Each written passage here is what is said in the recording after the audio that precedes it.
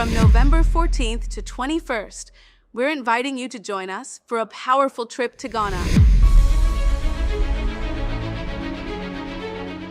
This isn't just a vacation. This is a chance to walk through the same places where many of our people were captured, held, and shipped off into slavery. So don't wait. Secure your spot today. We're making history by walking through it. Will you be with us?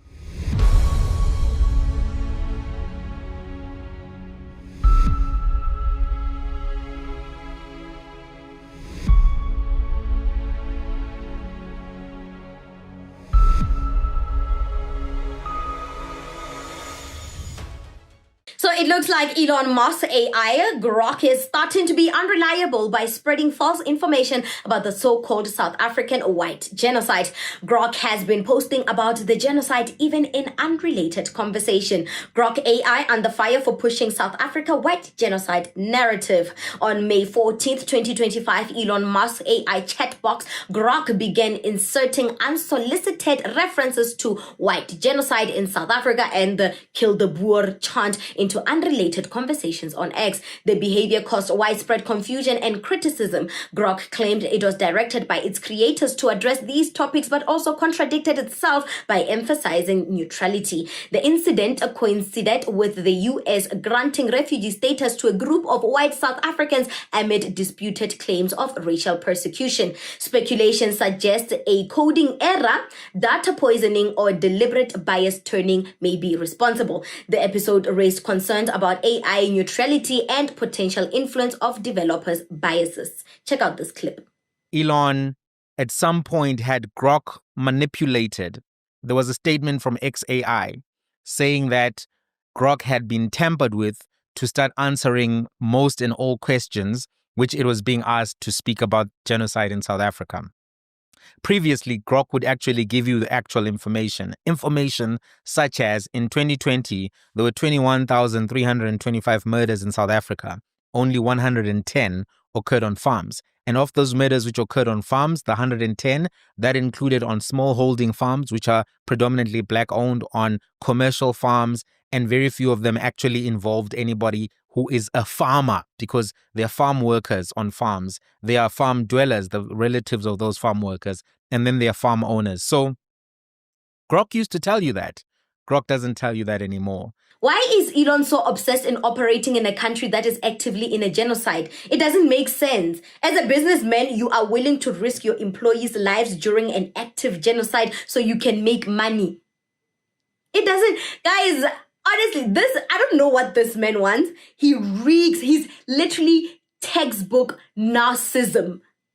There was a conference, I think he was a speaker at some conference, or he was interviewed by a journalist at some conference, and he made wild claims that the reason Starlink is not accepted in South Africa is because he's not black. Do you think that is fair? And no one has ever said that. He pressured the poor journalist into admitting that, or into admitting or into agreeing with him that South Africa is indeed racist. And South Africa is indeed saying that Starlink is not welcomed in South Africa because he's black, regardless of no proof. No one has ever said that Starlink is not welcomed in South Africa. So where did Elon Musk get that? And why did he feel the need to pressure that journalist into agreeing with his narcissistic little concoctions that he's spewing around the world?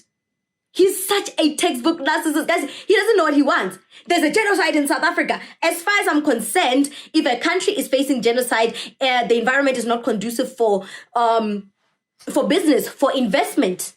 The prospect of investment is sour. It's sour. It's not conducive. It's not good. So why would you want to bring Starlink into an active genocide? Into a war-torn country? Why would you want to do that?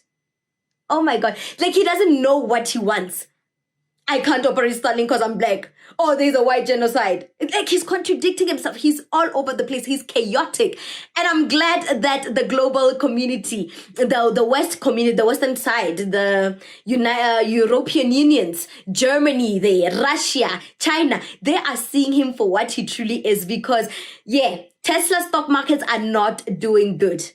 The Western community, they are seeing him as a wayward child, as a child that creates little messes. He messes around. He's too unpredictable. One thing about the white supremacists of the European Unions and the Western community, they don't like people that are not easy to control, that are unpredictable, that make decisive decisions on a whim, nilly-willy, that says anything that comes to mind without a thought process. They don't like that. That's why Tesla's stock markets, they're plummeting as we speak. Once Donald Trump finishes his term, he's gone. He's gone. His billionaire status will shrink. He's not smart. He's not a smart man. He's so impulsive. This impulsive behavior is going to be detrimental to all his businesses. I'm telling you. Once Trump finishes his term, that's the end of Elon Musk's billionaire status. What do you think about this segment? Comment to us in the comment section below. Don't forget to like and share the broadcast. Subscribe to our YouTube channel.